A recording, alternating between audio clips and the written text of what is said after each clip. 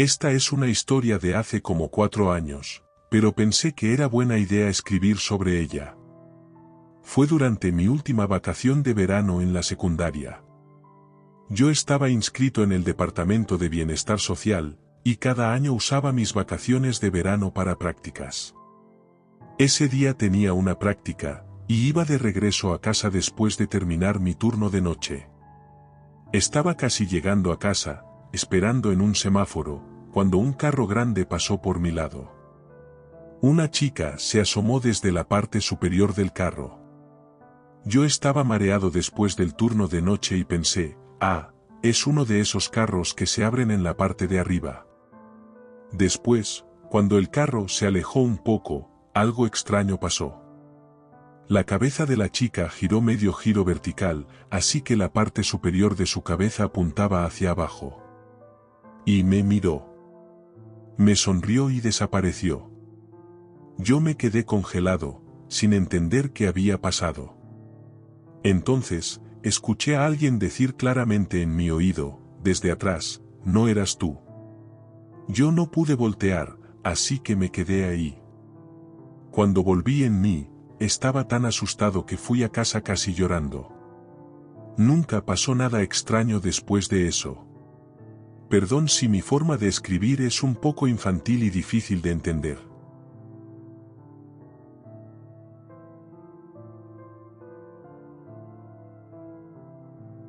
Hace mucho tiempo, mi familia y yo vivíamos en un complejo de apartamentos de 5 pisos. Nuestro departamento estaba en el tercer piso. Les contaré un incidente que pasó en esa época. Fue durante las vacaciones de verano de mi segundo año de secundaria. El complejo de apartamentos y todas las viviendas públicas no tenían aire acondicionado en las salas de estar, así que siempre teníamos las ventanas abiertas durante el verano. Una noche, un poco antes de las 10 de la noche, escuchamos lo que parecía el llanto de un niño afuera. Cuando salí al balcón, me di cuenta de que el sonido venía de arriba, de los pisos superiores del mismo edificio. Al principio pensé que se les había escapado su niño al balcón después de hacer una travesura. Eso pasa a veces. Sin embargo, no me parecía normal que a esa hora ya estuvieran haciendo eso. La voz del niño sonaba como, «Mamá, déjame entrar». Pero se detuvo poco después. No creo que haya durado más de 3 minutos. Unos 15 minutos después, llegó una patrulla de policía a la entrada de nuestro edificio. Era sorprendente escuchar su sirena a esa hora. Mi mamá salió a mirar qué pasaba, preguntándose si había pasado algo malo. Yo tenía práctica por la mañana con mi club al día siguiente, así que me fui a la cama sin ver qué pasó. Después me enteré de los detalles por mi mamá. Una familia que vivía en el 5º piso había llamado al 110, el número de emergencias en Japón. Aparentemente, la fuente de la voz estaba en el departamento de al lado, en el rincón. La esposa había escuchado la voz de un niño en el departamento de al lado, y al mirar por el balcón, vio a un niño desnudo llorando en el balcón del lado. Así que llamó a la policía. Lo sorprendente fue que el departamento de al lado estaba vacío. El niño lloraba y decía, «Mamá», a la habitación oscura y vacía. La policía revisó la habitación vacía, pero la puerta y el balcón estaban cerrados con llave. No había señales de que alguien hubiera forzado la entrada. Aparentemente, el niño ya no estaba ahí cuando la esposa volvió a mirar el departamento de al lado después de llamar a la policía. Nunca lo encontraron. No había familias con niños pequeños en los pisos de arriba, y la familia que llamó a la policía solo tenía hermanos mayores que ya iban a la secundaria. Así que no creo que el niño perdido perteneciera a esa familia. En ese momento, esto causó un gran revuelo en todo el complejo de apartamentos. Aparentemente, el asunto también se presentó como problema en la asociación de residentes del complejo. Lo escuché de mi mamá. Algunos jóvenes que escucharon el cuento llegaron al complejo en medio de la noche para probar su valentía. Terminaron haciendo mucho ruido. Por supuesto, causó conmoción. Muchos residentes, incluyéndome, escucharon el sonido de sollozos de vez en cuando.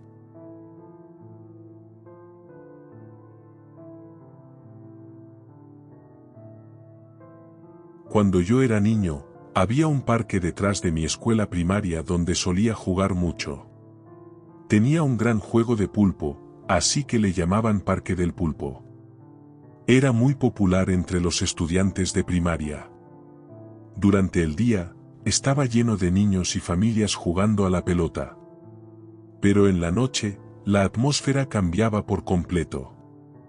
Esto se debía a que el parque originalmente era un cementerio, que demolieron para construir el parque.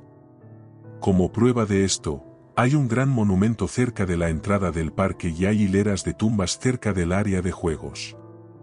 Cuando entré a la secundaria, fui a este parque con un amigo un día durante las vacaciones de verano para poner a prueba mi valentía. Hay una pista para caminar que da la vuelta al parque, y era un típico reto de valentía caminar por ella solo. Tardaba unos 10 minutos en dar la vuelta al parque. Aunque era una pista para caminar, no había luces, así que teníamos que confiar en la luz de nuestros teléfonos. El primero en salir y regresar lo hizo en unos 5 minutos. Dijo que estaba asustado y corrió. Se burlaron de él por estar asustado, pero insistió en que era peligroso y dijo que algo lo estaba siguiendo. Al principio pensé que todos estaban exagerando solo para asustarme.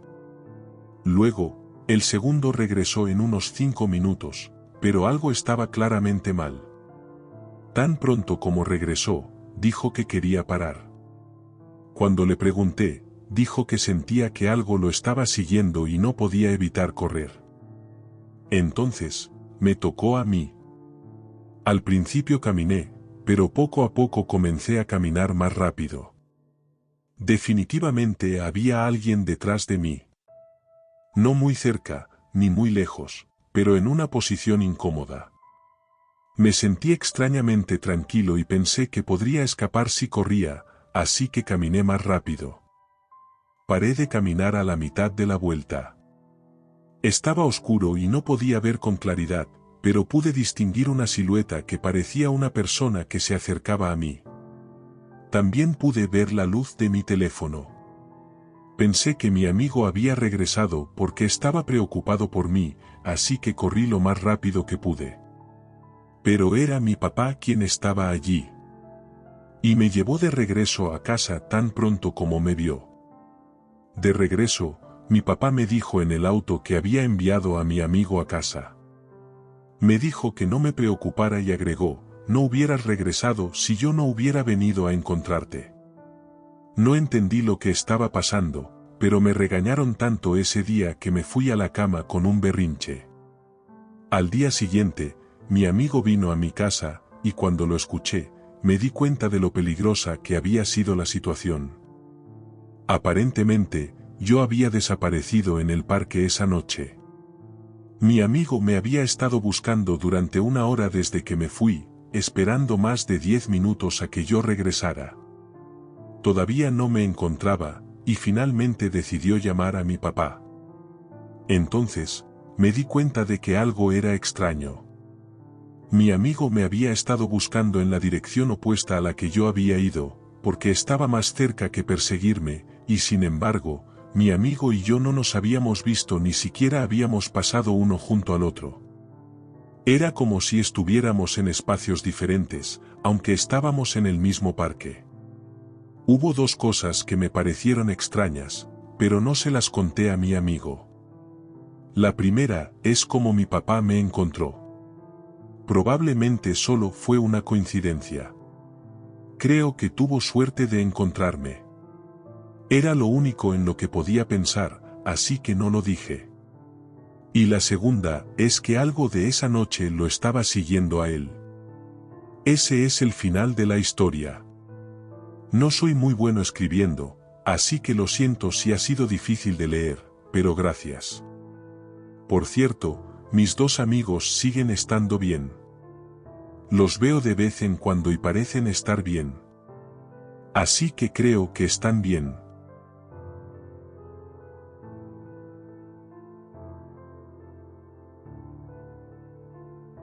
Esta es una historia de mis vacaciones de verano cuando estaba en tercer grado de primaria. Vivo en el campo y había una fiesta de Tanabata, un evento anual para la asociación de niños local.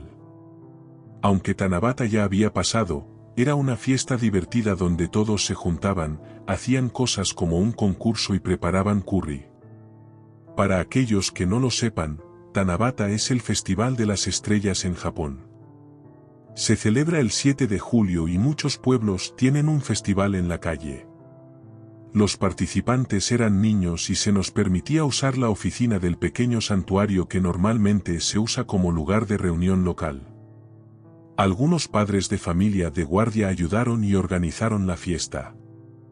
Ese año, mi mamá estaba de guardia para la asociación de niños, así que ella y Tanaka-san, la madre de un niño de mi clase y 2 años menor que yo, compraron los ingredientes y se prepararon para limpiar la oficina del santuario. Creo que la fiesta de Tanabata terminó sin problemas alrededor de las 9 de la noche. Nuestra área está dividida en la parte sur y la parte norte de una pequeña montaña.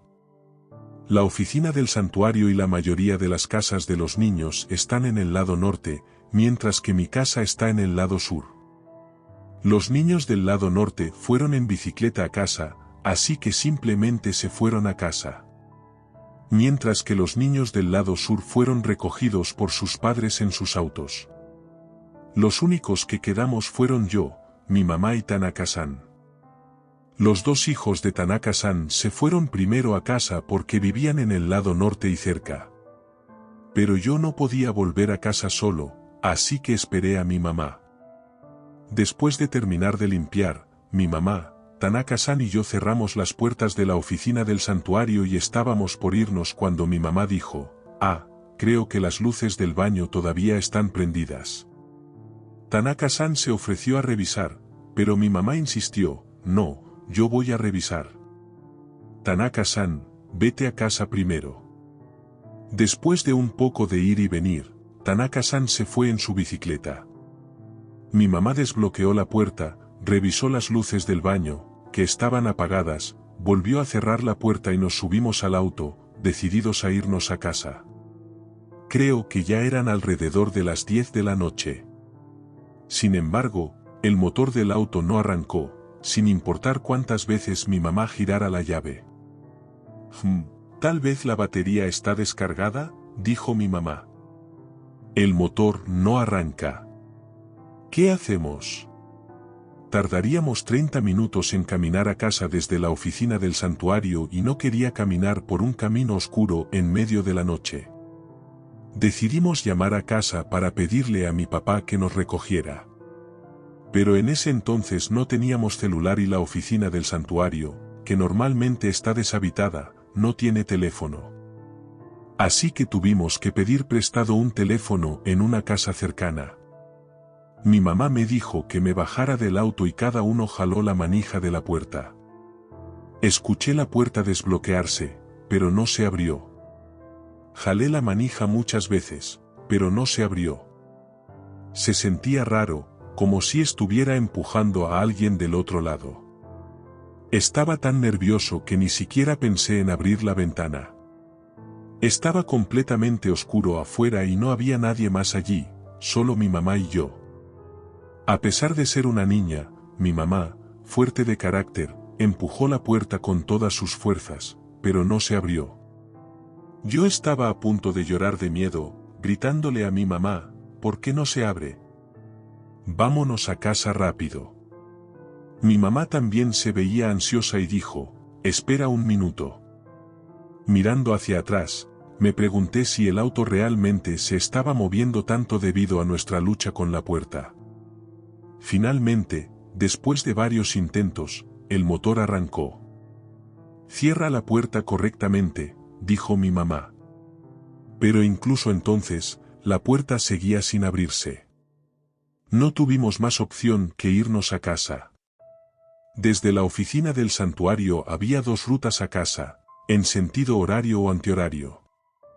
La ruta antihorario era un camino estrecho que seguía la montaña, pasando por un cementerio sin luces.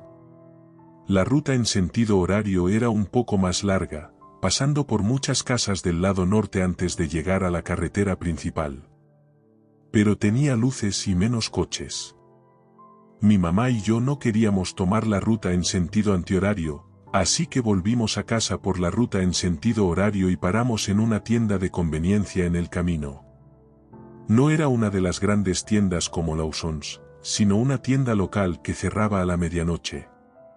Realmente no sé por qué nos detuvimos en la tienda de conveniencia. Tal vez mi mamá quería tomar un respiro en un lugar luminoso con gente alrededor. Cuando se lo pregunté más tarde, ella tampoco sabía realmente por qué. Estacionamos el auto y mi mamá, tímidamente, empujó la puerta. Se abrió normalmente, y la puerta de mi lado también se abrió. En ese momento, sentí tal alivio. Tanto mi mamá como yo estábamos empapadas en sudor y nuestras caras estaban rojas. Compramos helado en la tienda de conveniencia y finalmente fuimos a casa. Y esa es la historia de ese día. Pero algo me ha estado molestando desde entonces. Ha habido muchos accidentes cerca de la intersección donde nos detuvimos en la tienda de conveniencia camino a casa. Esa intersección está en la ruta que tomé para ir a la escuela durante la primaria y la secundaria. Hay semáforos y pasos de peatones, así que los accidentes graves son raros. Sin embargo, comencé a ver vehículos policiales en la intersección muchas veces. Vivimos en medio de la nada, con buena visibilidad y poco tráfico. No hay muchos accidentes de tráfico en mi ciudad, pero hay accidentes frecuentes en esa intersección. La gravedad de los accidentes varía desde pequeños daños a la propiedad hasta lesiones personales graves, con accidentes mortales que ocurren una vez cada 2 o 3 años, algo inusual para una ciudad tan tranquila. Cuando estaba en la secundaria, un estudiante varón un año menor que yo murió allí. Casualmente, nuestro auto también chocó contra la tienda de conveniencia, hiriendo a varios delincuentes que estaban ahí afuera frente a la máquina expendedora. Puede que sea una coincidencia, pero hay algo más que me está molestando. El hijo de Tanaka-san, mi compañero de clase, murió a principios del invierno de ese año.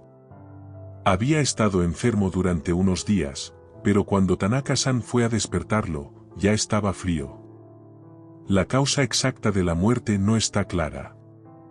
No he vuelto a escuchar nada de Tanaka-san desde entonces. Así que me pregunto, ¿acaso Tanaka-san y mi familia se llevaron algo de la oficina del santuario ese día? Tanaka-san llegó en bicicleta y perdió a un hijo. Cerca de 10 personas han muerto cerca de la tienda de conveniencia y en el área circundante donde nos detuvimos camino a casa. Estábamos en un camión ligero, el motor se estaba apagando y la puerta no se abría, como si no quisieran irse hasta que todos estuvieran en el auto. ¿Estaba el auto meciéndose porque estaban en el auto? ¿Tal vez los dejamos en la tienda de conveniencia? ¿Qué hubiera pasado si hubiéramos ido directamente a casa? Es un pensamiento que me aterra.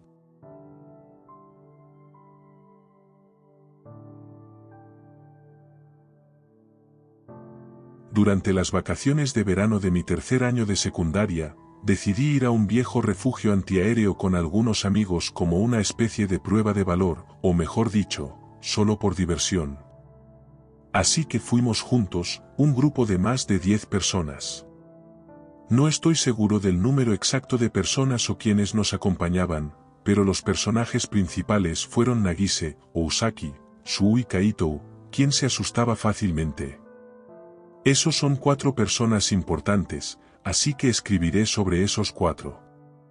Cuando realmente entramos al refugio antiaéreo, estaba oscuro adentro y tenía una atmósfera agradable. Sin embargo, había mucha basura tirada por todos lados y grafitis, así que no se sentía muy aterrador. Estábamos hablando de qué hacer cuando alguien dijo, sé dónde está ubicado el departamento donde una familia fue brutalmente asesinada. Así que todos nos dirigimos hacia ese departamento.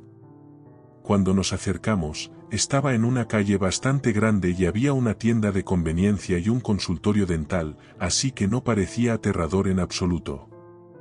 Seguimos sus indicaciones y llegamos a un camino estrecho entre dos edificios, con mucha hierba creciendo por todos lados. Solo era lo suficientemente ancho para que pasara un coche. Pasamos por ahí y seguimos adentrándonos. Y de repente, pareció abrirse. Del lado derecho, había un muro de bloques, un poco más alto que una persona, y del lado izquierdo, había un edificio de aspecto antiguo. Puede que solo haya sido mi imaginación, pero sentí un escalofrío que me hizo temblar. El departamento tenía 2 pisos de altura y tenía una escalera exterior, pero la escalera parecía haberse derrumbado, ya que solo quedaba el marco de acero. La pintura se estaba descascarando y estaba cubierta de óxido. Lo que más me llamó la atención fue un anuncio que estaba pegado a una ventana grande en una de las habitaciones del primer piso. No me acerqué tanto para verlo bien, pero parecía haber algo escrito en el anuncio. Y parecía estar rasgado en la parte inferior. Mientras decíamos, ¿alguien puede ir a echar un vistazo al anuncio?, Nagise dijo que iría y caminó hacia él sin dudarlo. Se acercó directamente a la ventana y comenzó a tocarla y mirar hacia adentro. De repente, gritó y salió corriendo hacia nosotros. Todos nos sorprendimos tanto que salimos corriendo del camino estrecho por el que habíamos pasado y salimos a la calle principal. Era realmente aterrador, pero cuando llegamos a la calle principal, notamos que Kaito, quien estaba muy asustado, se había orinado encima, y todos empezamos a reírnos de él. Sentía que estaba tratando de ocultar mi miedo. Creo que todos nos unimos para burlarnos de él, pero creo que todos probablemente estábamos haciendo lo mismo. No pasó nada más después de eso. Las vacaciones de verano terminaron y comenzó el nuevo semestre. Luego, Suu se cayó del segundo piso de su casa y se rompió una pierna. No lo hospitalizaron y vino a la escuela con muletas, atrayendo la atención de todos. Pero unos días después, Ousaki se topó con alguien durante la clase de gimnasia y sufrió un desprendimiento de retina, lo que lo llevó a ser hospitalizado. No quedó ciego, su vista se deterioró, pero volvió a ver correctamente. Fui a visitarlo el domingo de esa semana, y Ousaki, en broma, dijo que debía estar maldito porque 2 de los miembros originales se habían lesionado uno tras otro. Pero luego, encontraron el cuerpo de Kaito en el mar. No había nota de suicidio, y las cámaras de seguridad cerca del mar habían capturado a Kaito huyendo al mar solo. Se decidió que no había delito y que había sido un accidente. Pero entre nosotros, nos preguntábamos si realmente estaba maldito. También sugirieron que sería buena idea hacer una exorcización, a lo que Nagise respondió, probablemente esté bien ahora. La historia de Nagise se puede resumir de la siguiente manera: ese departamento era donde Nagise solía vivir, y la historia de la masacre familiar era una mentira. El anuncio que parecía desgarrado era una calcomanía de una máquina expendedora de telégrafos, popular cuando Nagise era pequeña, y que venía con un dulce de regalo. Nagise dijo que el grito y la huida eran solo una broma de su parte para asustar a todos. Después de ver el departamento, nos desilusionamos en el acto. Y Kaito, quien estaba tan asustado que se orinó encima, dijo: «Te voy a maldecir. Voy a maldecir a todos los que se burlaron de mí». Nagise dijo que las lesiones de Suu y Ousaki también eran maldiciones, y que Kaito probablemente murió después de intentar maldecir a alguien de nuevo y no poder hacerlo. Todos seguíamos asustados, pero creo que estaban tratando de aceptarlo. Fuimos al hospital con la intención de contarle esta historia a Ousaki, quien estaba hospitalizado. Ousaki pareció extrañado después de escuchar esta historia. Nagise había ido a la misma escuela que Ousaki desde la primaria, pero, aparentemente, Nagise se cambió de escuela cuando estaba en segundo grado. Se mudaron porque decidieron demoler el antiguo edificio de apartamentos. Nagise dijo que ella era la última familia que vivió en ese edificio. Lo que Usaki encontró extraño fue que el edificio de apartamentos que estaba programado para ser demolido cuando él estaba en segundo grado de primaria, seguía en pie cuando él estaba en tercer grado de secundaria. Al final, el edificio de apartamentos permaneció allí hasta que me gradué de la secundaria y me fui de mi pueblo. Después de eso, cuando regresaba ocasionalmente a casa de mis padres, nunca salí de mi camino para verlo, y mis padres también se mudaron. Así que no sé qué está pasando ahora, pero me pregunto si las lesiones y la muerte de Kaito fueron realmente una maldición. O si realmente hubo algún tipo de incidente que Nagise no conoció porque todavía era muy joven y algo le pasó a ese departamento. Esta historia ha estado rondándome en la cabeza desde entonces, así que quería escuchar la opinión de otras personas. Por cierto, después de la muerte de Kaito, no le pasó nada especial a nadie más.